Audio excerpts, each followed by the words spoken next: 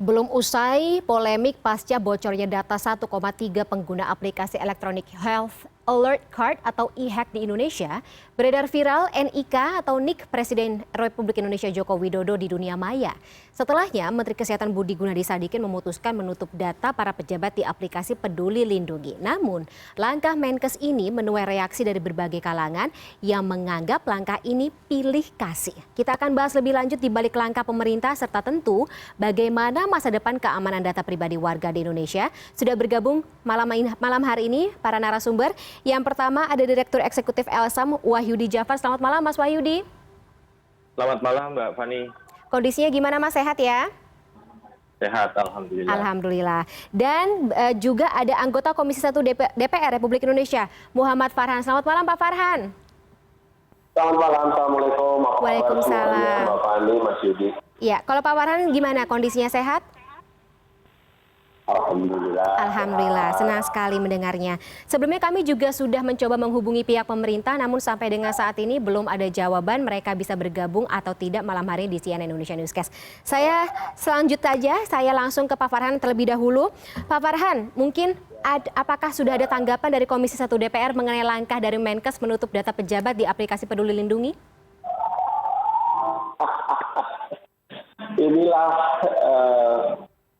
yang terjadi kalau misalkan kita memang tidak memiliki mitigasi terhadap penyimpanan data. Jadi apa yang terjadi sekarang ini adalah sesuatu yang memang it's about time gitu. Okay. Jadi, saya sih sangat marah dan prihatin ya.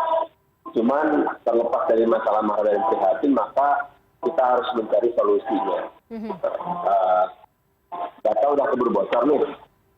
Presiden aja bocor, gimana rakyat jelata, ya kan? Jadi artinya kita harus berusaha mengetahui mitigasi apa yang dilakukan oleh pemerintah untuk hal ini. Ketika Menteri Kesehatan mengatakan kita tutup datanya, tutup itu digimanain sih? Oke. Toh selama ini juga harusnya tertutup, bukan? Harusnya. Iya enggak sih? Harusnya. Kalau Pak Menteri Kesehatan bilang kita tutup, oke. Jadi selama ini nggak tertutup dong. Ada apa ini sebenarnya gitu? Nah jadi memang ada masalah dengan tata kelola data di Indonesia ini, dari mulai storage-nya sampai pemanfaatannya. Oke. Itu juga tentu menjadi concern dari Komisi 1 DPR ya. Dan yang juga jadi pertanyaan Pak Farhan, ini yang ditutup data pejabat saja. Bagaimana dengan rakyat? 1,3 data rakyat juga kemarin bocor. Ya sama aja. Kalau Presiden kan lebih sensitif. Kalau NIK seorang Joko Widodo kemudian dimanfaatkan untuk membobol sesuatu, kan mungkin aja orang ini. Sistem akan membaca ini NIK-nya Presiden kok. Jadi ya akan sangat berbahaya. Jadi artinya kita tadi mesti menyimak satu kata dari Pak Menteri yang mengatakan bahwa ada beberapa pejabat negara yang memang memiliki akses informasi yang sensitif. Presiden tentu sangat sensitif.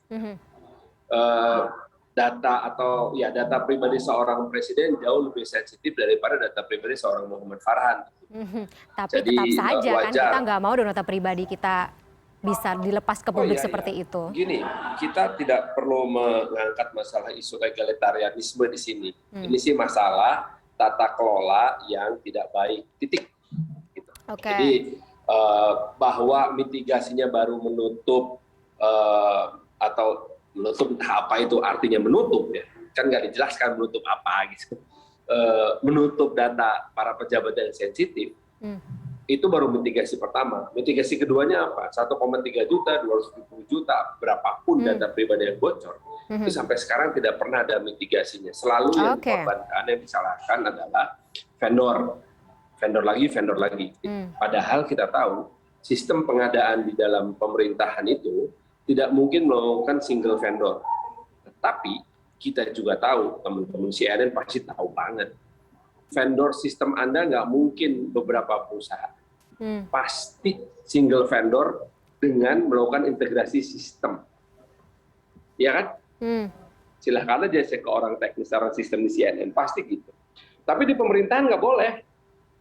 sistem pengadaan di pemerintahan tuh harus multi vendor. Oke. Ketika multi vendor, maka multi sistem. Ketika multi sistem, nggak mungkin terintegrasi. Jadi kalau ada satu vendor yang melakukan update data, maka dengan sendirinya menjadi sangat vulnerable terhadap data breaching. Itu sih mana ya? Oke, tapi singkat saja Gitu deh, berarti, kira-kira. Pak Farhan, mitigasi yang dilakukan oleh Menkes saat ini sudah cukup apa belum? Ya belum lah. Oke. Kalau gitu saya ke Mas Wahyudi. Kalau menurut Mas Wahyudi sendiri, bagaimana mitigasi yang dilakukan ini sudah cukup ataukah memang perlu ada ditingkatkan lagi? Serta bagaimana kalau misalnya tadi katanya Pak Farhan ini harus kita kotakan kepada mitigasi saja. Tapi rakyat juga bertanya-tanya tentang nasib mereka gitu. Kalau pejabat ditutup, bagaimana dengan nasib kita sebagai rakyat jelata? Ya, oke. Sebelum sampai ke langkah mitigasi dan kemudian bagaimana nasib dari data-data lain di luar data pejabat publik, saya mungkin ingin mencoba menjelaskan kira-kira kenapa situasi ini bisa terjadi, terutama dalam hal penyalahgunaan data pribadi yang dimiliki oleh Presiden Joko Widodo terutama ya. Sebenarnya kan ini bukan satu insiden kebocoran data pribadi, yang terjadi adalah penyalahgunaan data pribadi. Kalau dugaan kebocoran yang terjadi itu kan terkait dengan apa yang ada di dalam aplikasi e-hack yang dikelola oleh Kementerian Kesehatan.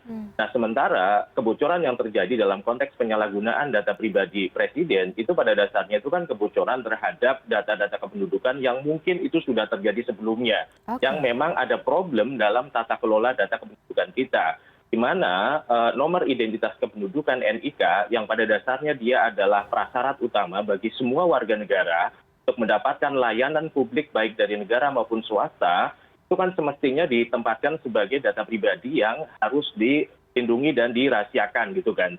Dia harus dienkripsi sedemikian rupa yang hanya bisa diakses oleh subjek data dan oleh pihak-pihak tertentu yang diberikan oleh wewenang berdasarkan undang-undang atau dasar-dasar hukum tertentu, bukan kemudian justru dibuka sedemikian rupa ya orang bisa dengan mudah mengetahui NIK orang lain gitu kan. Ini satu soal. Kalau kita membaca Undang-Undang Administrasi Kependudukan, 31 item data kependudukan termasuk di dalamnya NIK itu kan hanya dikatakan sebagai data kependudukan, tidak kemudian dikualifikasikan sebagai data pribadi yang harus dilindungi sebagaimana beberapa list data sensitif yang diatur di dalam ketentuan pasal 84 Undang-Undang Administrasi Kependudukan. Di situ ada data yang terkait dengan sidik jari, retina mata, tanda tangan, kondisi kesehatan fisik dan mental, dan juga data-data yang terkait dengan aib-aib orang. Jadi itu sementara yang dilindungi atau dirahasiakan, sementara yang lain bisa dibuka begitu mudah.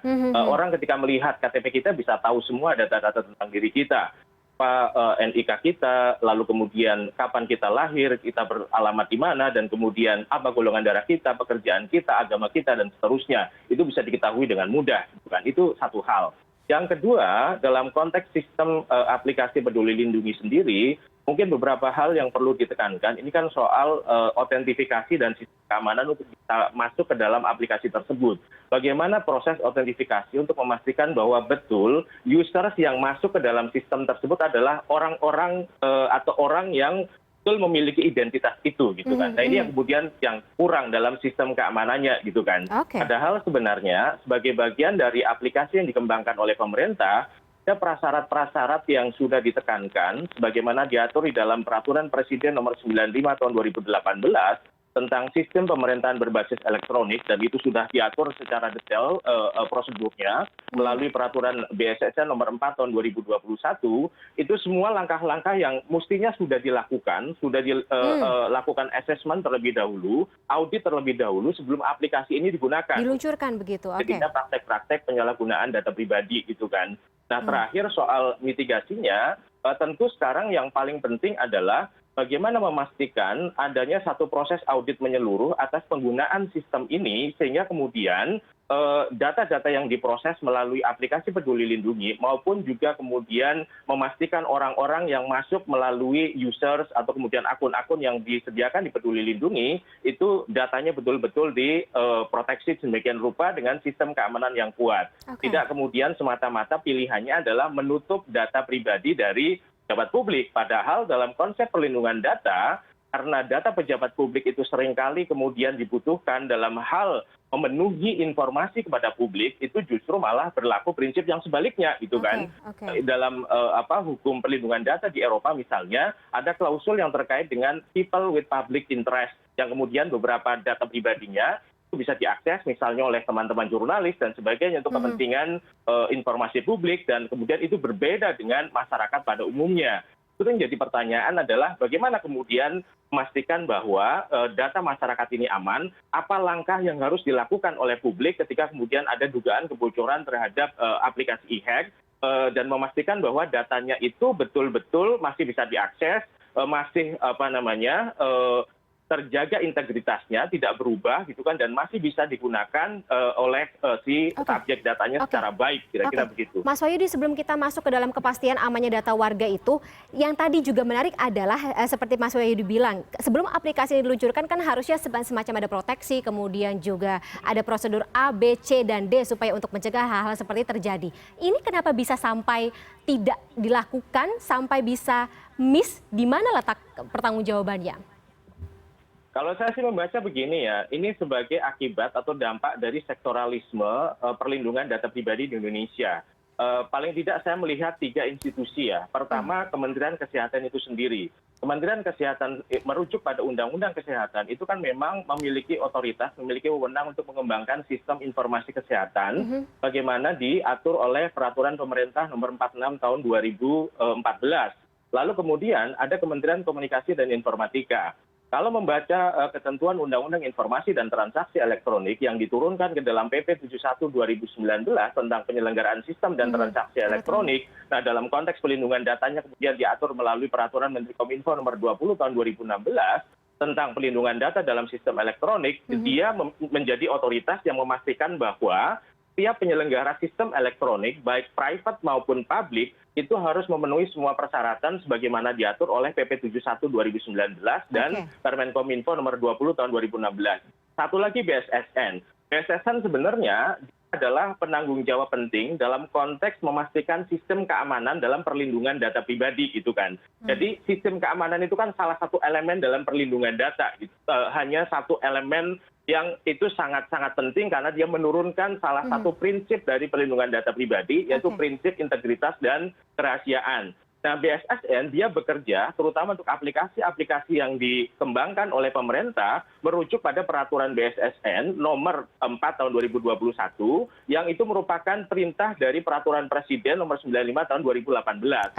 Nah, kalau mengacu kepada Perpres 95 2018, e-hack itu maupun juga aplikasi Peduli Lindungi itu kan bisa dikualifikasikan sebagai aplikasi khusus berbasis mobile. Sudah diatur di situ dan teknisnya juga sudah ada di dalam peraturan BSSN, di mana di situ disebutkan bahwa salah satu langkah yang harus dilakukan adalah audit keamanan untuk memastikan keamanan sistemnya, untuk mencapai salah satunya adalah fungsi perlindungan data pribadi. Nah, saya menduga bahwa tiap-tiap kementerian yang mengembangkan aplikasi ini itu merujuk pada legislasi, regulasi, dan peraturan sektoralnya masing-masing. Sehingga kesannya kemudian kalau yang menciptakan Kemenkes ya udah mengikuti aturan di Kemenkes saja. Kalau yang menciptakan Kominfo mengikuti aturan yang ada di Kominfo saja. Lalu kemudian yang lain juga akan begitu. Sehingga kemudian sinergi antar kementerian lembaga tidak terjadi di dalam menyiapkan aplikasi-aplikasi khusus ini, terutama dalam konteks penanganan pandemi COVID-19 ini. Nah, berarti menjadi pertanyaan selanjutnya, bagaimana aturan turunan yang dibentuk dari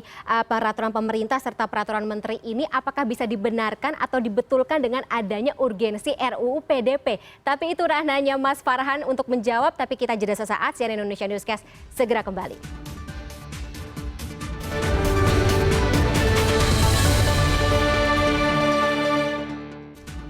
Anda masih bersama kami di CNN Indonesia Newscast. Kita lanjutkan kembali dialog terkait dengan mencegah pencurian data pribadi di aplikasi atau dunia maya. Saya kembali ke Kang Farhan ya tadi. Kang Farhan sudah ditis mengenai kegagalan atau kurang berhasilnya dari peraturan pemerintah nomor 71 tahun 2019 serta peraturan Menteri Komunikasi dan Informatika nomor 20 tahun 2016. Apakah ini dan serta kasus-kasus yang sebelumnya terjadi mempengaruhi urgensi pembahasan RUU PDP di DPR? Compliance-nya atau kepatuhan terhadap pelaksanaan aturan tersebut gitu. Karena sampai sekarang justru Dua peraturan itulah satu-satunya yang bisa kita harapkan untuk menjadi dasar bagi tata kelola perlindungan data pribadi di Indonesia. Jadi kita mesti melihatnya dalam koridor bahwa RUU PDP belum jadi satu-satunya peraturan yaitu. Namun di tengah rai tampaknya ya ada memang ketidakpatuhan atau gagal memenuhi compliance terhadap dua peraturan tersebut. Oke, gagalnya ini letaknya di mana, Kang Farhan? Tentu ada masukan dari DPR untuk mencegah kegagalan tersebut kembali terjadi ke depannya. Kita nggak berani menduga-duga ya, karena kalau kita memberikan dugaan itu implikasinya tentu banyak. Salah satu implikasinya ya implikasi politik. Jadi seakan-akan nanti ini sikap dari fraksi kami terhadap masalah ini gitu. Kita harus sangat hati-hati memberikan sikap.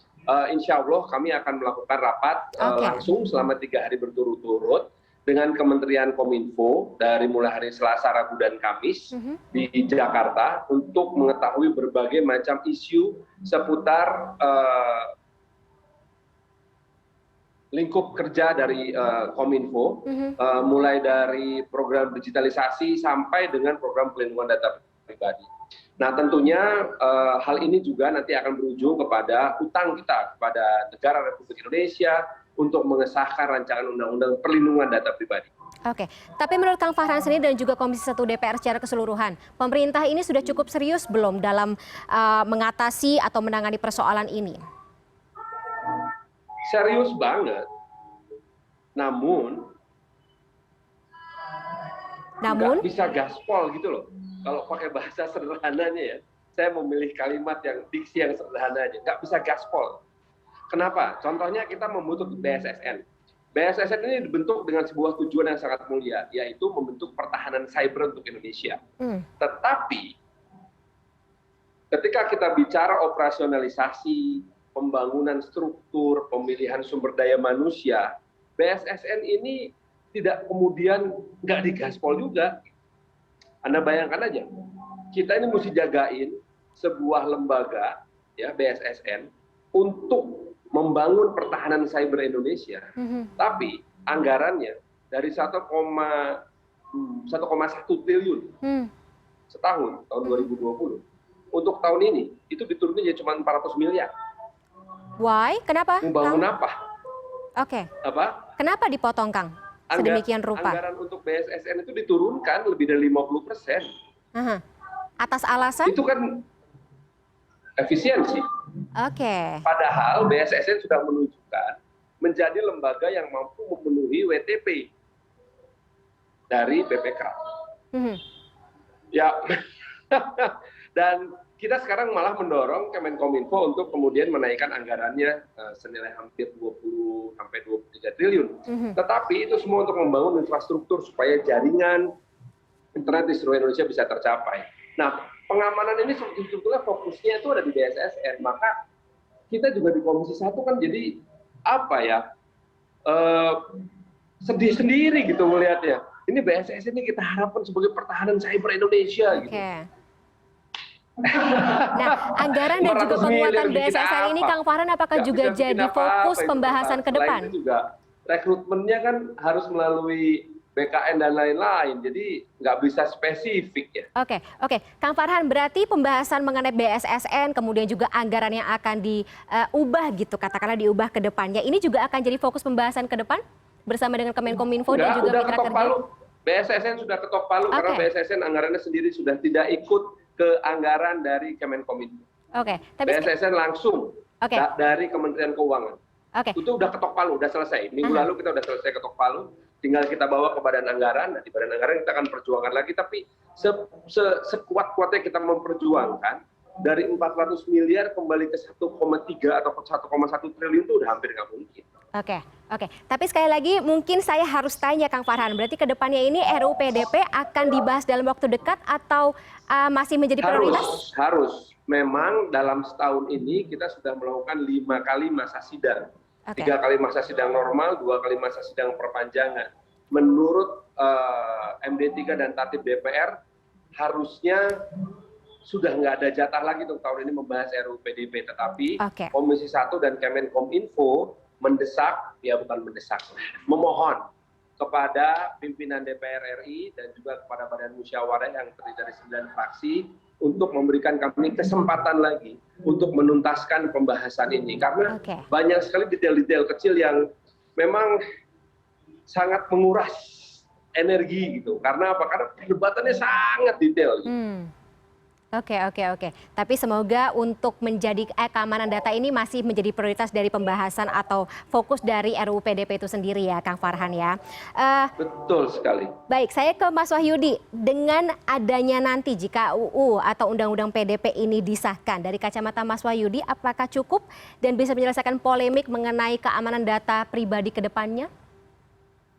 Ya, tentunya Undang-Undang Pelindungan Data Pribadi nantinya ini akan menjadi instrumen yang bisa menjadi rujukan ketika kemudian menghadapi situasi-situasi yang terkait dengan tata kelola pelindungan data pribadi di Indonesia ya.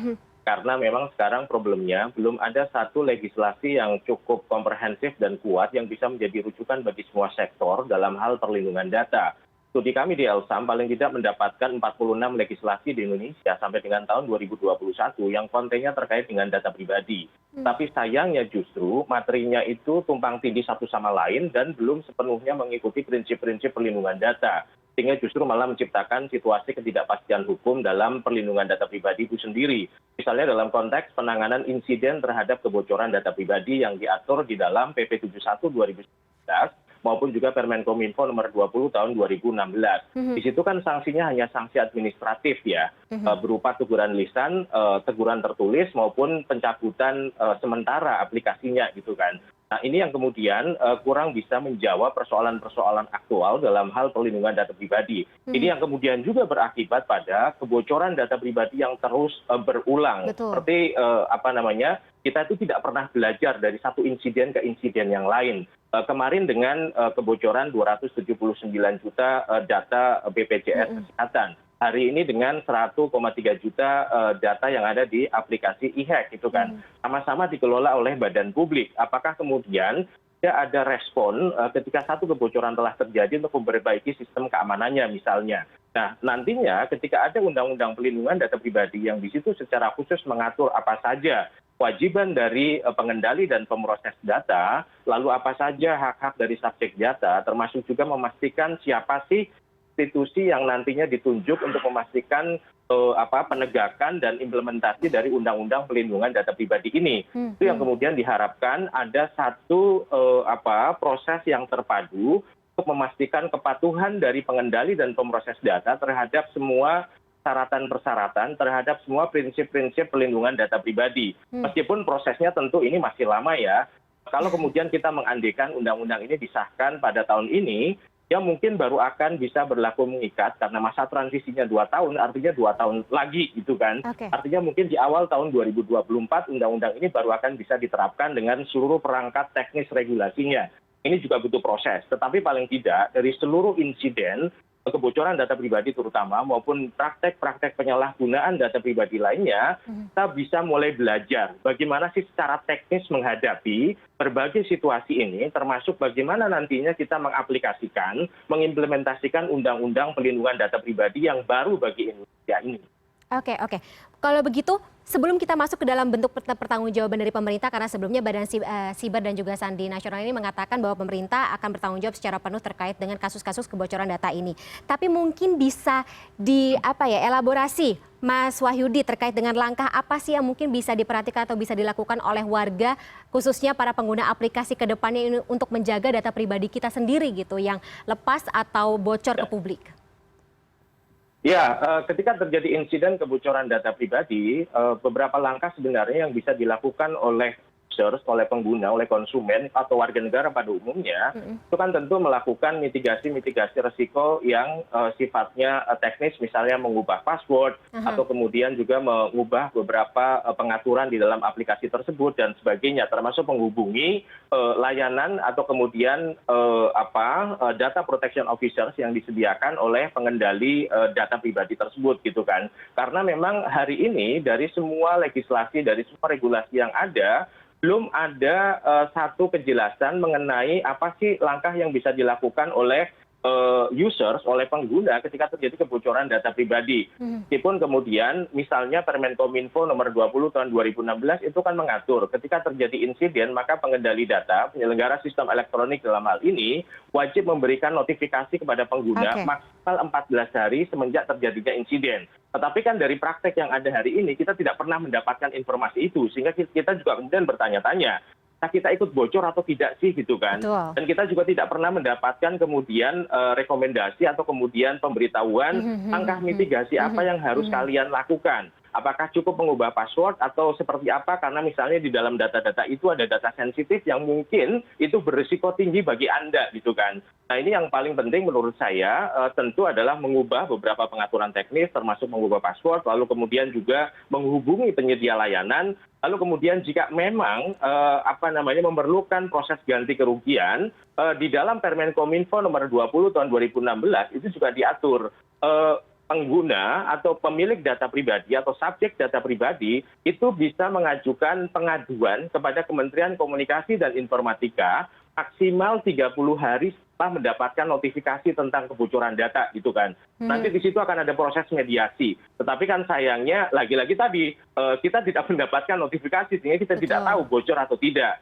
Lalu yang lain sebenarnya langkah yang terkait dengan proses perdata, meskipun ini juga susah. Ini diatur di dalam ketentuan pasal 26 Undang-Undang Informasi dan Transaksi Elektronik. Tetapi kan sayangnya undang-undang kita hari ini belum memberikan kewajiban kepada otoritas, baik kepada BSSN atau kepada Kominfo, untuk memberikan asistensi hukum ketika ada proses gugatan ganti kerugian yang terkait dengan penyalahgunaan data pribadi gitu kan. Nah ini yang disayangkan. Sementara kalau di negara-negara lain yang memiliki undang-undang pelindungan data pribadi yang baik, itu ada kewajiban bagi otoritas pelindungan data pribadi untuk memberikan asistensi hukum, terutama dalam proses pembuktian ketika pengguna, ketika subjek data itu ingin mendapatkan ganti kerugian akibat penyalahgunaan data pribadi yang dialaminya melalui proses gugatan di pengadilan. Kira-kira begitu, Mbak. Oke, berarti konklusinya adalah ini banyak sekali masukan yang mungkin bisa dibahas ya Kang Farhan dalam pembahasan RUU PDP ke depannya ya. Karena yang kita perlukan adalah keamanan data pribadi